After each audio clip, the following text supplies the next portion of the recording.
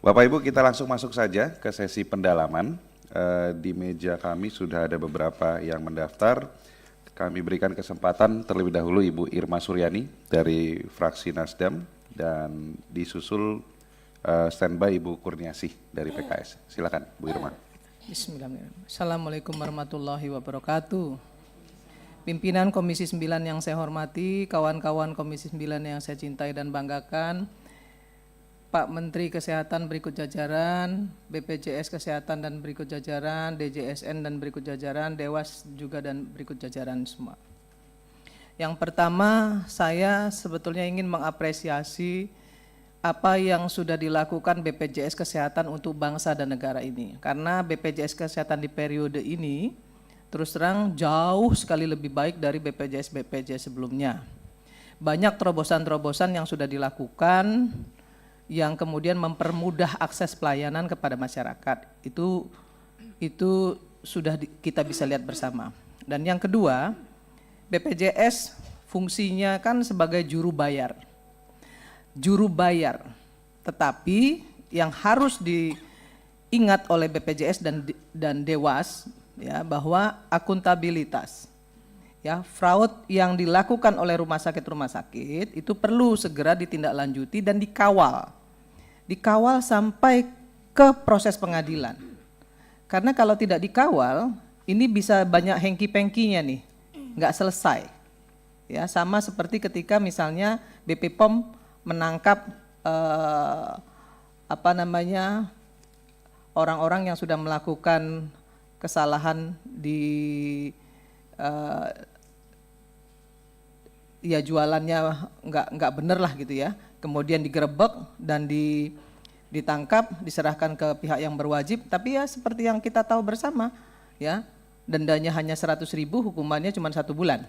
Nah ini yang seperti ini juga harus dikawal oleh BPJS dan Dewan Pengawas BPJS. Yang ketiga, saya ingin menyampaikan juga terkait dengan kepesertaan. BPJS harus jemput bola, bicara dengan Pemda, ya. Dulu kan ada Jamkesda, Jamkesmas. Nah, tolong bicara dengan Pemda, mereka juga harus bisa memberikan bantuan iuran untuk peserta BPJS di daerah, sama seperti ketika mereka misalnya mengeluarkan anggaran untuk Jamkesda, Jamkesmas. Nah, ini yang saya lihat masih belum terlalu maksimal dilakukan oleh BPJS di daerah.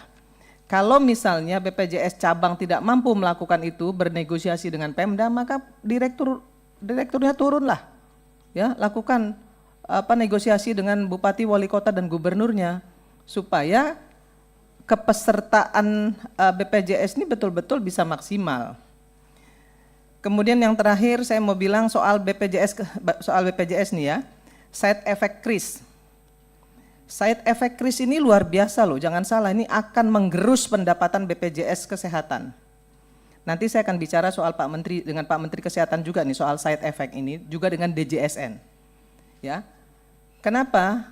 Kita sama-sama tahu bagaimana tarif yang sekarang saja ya, itu banyak yang tidak aktif.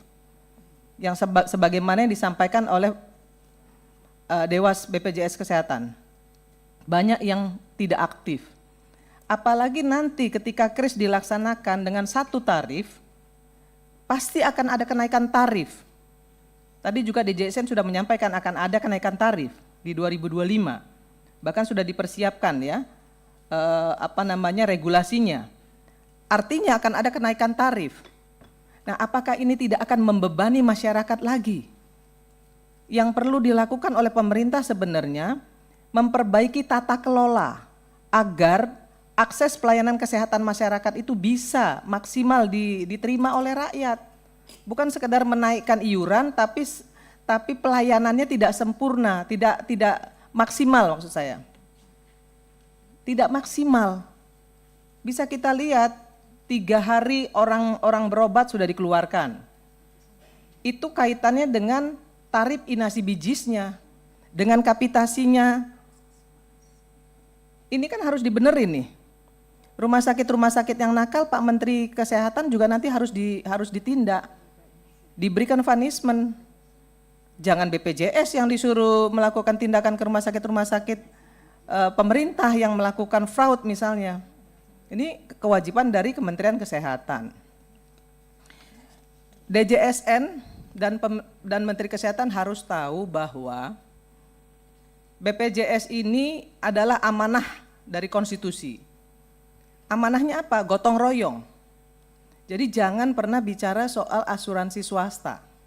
Nanti saya akan jelaskan di pertanyaan saya kepada Pak Menteri Kesehatan. Terkait dengan Menteri Kesehatan, yang pertama, untuk masalah KRIS, pelaksanaan KRIS, tadi disampaikan oleh Pak Menkes bahwa baru 50% yang divalidasi, padahal 30 Juni 2025 sudah harus dilaksanakan. Sementara perbaikan tata kelola klaim rumah sakit saja belum diberesin. Ya kan? Belum diberesin, belum ada perbaikan di tata kelolanya. Yang ketiga, dengan adanya KRIS, pasti iurannya, ini kepada Menteri Kesehatan nih, pasti iurannya naik. Bagaimana Pak Menteri mempertanggungjawabkan ya ketidakmampuan publik untuk melakukan pembayaran ketika iuran ini naik. Iuran hari ini saja banyak sekali yang masih menunggak dan belum bisa bayar. Nah, kalau dinaikkan, saya yakin kas BPJS akan jebol. Kalau kas BPJS jebol, pasti nanti defisitnya akan makin besar lagi. Terus dari mana anggarannya? Ini Pak Menteri Kesehatan harus bertanggung jawab nih soal ini. Ya, kemudian yang keempat, dinyatakan di presentasi Pak Menkes, Sumsel itu semuanya sudah selesai. Ya, hanya satu yang belum selesai. Pelaksanaan KRIS di Sungai Lilin. Padahal saya tahu persis karena itu dapil saya. Di sebelah saya ada Ibu Bupati nih. Ini ada Ibu Bupati di Lahat. Suaminya adalah Bupati Lahat. Di Lahat itu belum persiapan KRIS belum dilakukan. Kenapa kok di laporan Pak Menteri tinggal satu yang belum? Ini kan penipuan publik nih. Ini laporannya dari mana Pak Menteri? Saya yakin di Sumatera Selatan yang lain juga masih banyak yang belum. Ya, di Lahat ini ada orangnya nih, Ibu Menteri, Ibu Bupati loh. Ya, jadi harus jelas dulu nih laporannya, jangan asal tulis. Yang kelima, kenapa kuratif tinggi? Kenapa biaya pengobatan kita tinggi di 2025 sehingga BPJS defisit? Tadi sudah disampaikan oleh Direktur BPJS dan Dewas BPJS, kenapa defisit? Tapi saya ingin sampaikan juga bahwa artinya kalau kuratifnya tinggi, bisa saja salah satu alasannya dari alasan yang sudah disampaikan Pak Dirut BPJS dan Ketua Dewas BPJS adalah promotif preventifnya nggak jalan atau belum maksimal dilakukan. Ya. Jadi promotif preventifnya nggak maksimal nih. Ukurannya jelas kok. Ukurannya kuratifnya tinggi. Artinya promotif preventifnya tidak maksimal dilakukan. Tidak jalan. Itu yang kelima. Yang keenam, soal insurans. Yang kemarin gaduh, ya Pak Menteri sampaikan ada asuransi swasta yang bisa membackup kawan-kawan BPJS yang menengah ke atas lah misalnya. Pak Menteri harus tahu bahwa Undang-Undang DJSN itu adalah amanah konstitusi di mana di situ dinyatakan bahwa kegotong royongan. Yang kaya menggotong yang miskin. Itu yang diamanahkan oleh konstitusi. Soal kemudian kuratifnya tinggi, ya pemerintah harus bertanggung jawab. Dari mana uangnya? Banyak pos-pos yang bisa dilakukan kok, yang bisa menanggulangi iuran BPJS ini. Salah satunya adalah cukai rokok. Cukai rokok itu kan bukan pajak, tapi adalah anggaran dana kesakitan masyarakat akibat rokok. Nah, itu bisa di split ya, bisa dialokasikan untuk membantu anggaran BPJS Kesehatan. Nah, kenapa harus misalnya minta anggaran yang lain-lain? Anggaran dari cukai rokok itu bisa disampaikan kepada pemerintah, itu bisa digunakan untuk menambah anggaran BPJS Kesehatan.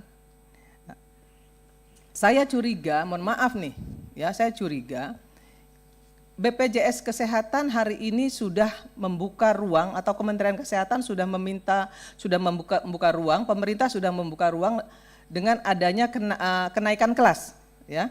Selisih kenaikan kelas itu bisa dibayar oleh masyarakat. Dari dia kelas 3 bisa naik ke kelas 2, dia bisa bayar selisih. Dari kelas 2 ke kelas 3 dia bisa bayar selisih. Nah, saya curiga dengan adanya asuransi swasta ini yang akan dilakukan adalah urun medis, ya, urun medis nih. Jadi obat-obatan, alat-alat kesehatan yang digunakan untuk pasien BPJS ini nanti diminta urun, masyarakat diminta urun nih, ya, sama seperti urun iuran kenaikan kelas. Nah, ini yang saya wanti-wanti jangan sampai terjadi nih Pak Dewas. Ini nggak boleh dilakukan nih, ya. Ini melanggar amanah konstitusi nih. Urun medis ini nggak boleh dilakukan. Jadi obat dan alkes, ya, kemudian itu akan dihitung dan dibebankan kepada pasien BPJS. Itu menyalahi undang-undang, menyalahi konstitusi. Nggak boleh dilakukan. Maka saya selalu mengatakan tolong dulu baca undang-undangnya, baca konstitusinya, baru kemudian sampaikan ke publik supaya publik tidak gaduh. Kemudian yang ke-8 saya ingin sampaikan kepada Pak Menteri juga. Ke-7 untuk RS yang memainkan tarif inasi bijis, ya, 3 hari keluar, kemudian 2 hari istirahat masuk lagi. Nah, rumah sakit yang seperti ini harusnya mendapatkan punishment. Ya, harus kan dibenerin nih regulasinya, tata kelolanya dibenerin supaya BPJS juga nggak jebol, ya.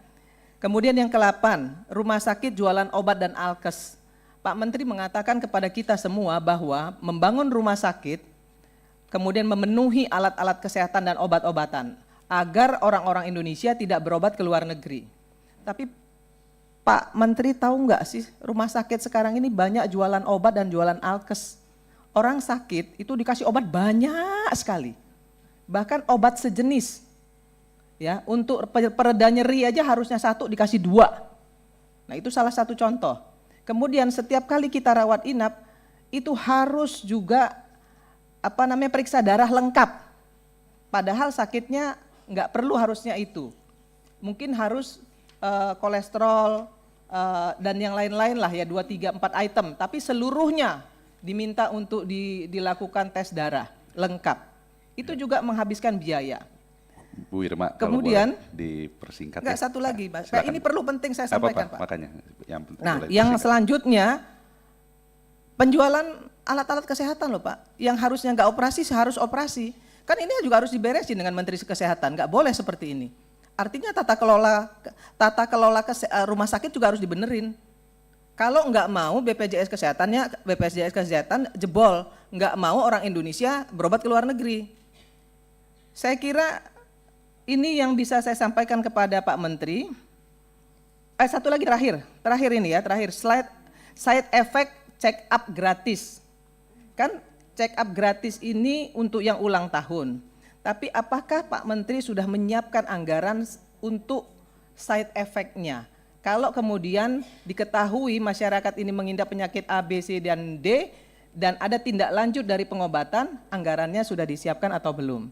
Itu saja pertanyaan saya, dan mudah-mudahan Pak Menteri Kesehatan, DJSN, BPJS Kesehatan, dan Dewas memahami apa yang saya sampaikan dan kemudian tindak lanjuti, agar tidak sampai terjadi defisit anggaran di BPJS Kesehatan maupun pelayanan akses kesehatan oleh masyarakat menjadi berkurang karena persoalan kris yang belum selesai ini. Saya kira itu yang bisa saya sampaikan. Saya tutup dengan wallahul muwaffiq ila aqwamit thoriq. Assalamualaikum warahmatullahi wabarakatuh. Jelajahi cara baru mendapatkan informasi. Download Metro TV Extend sekarang.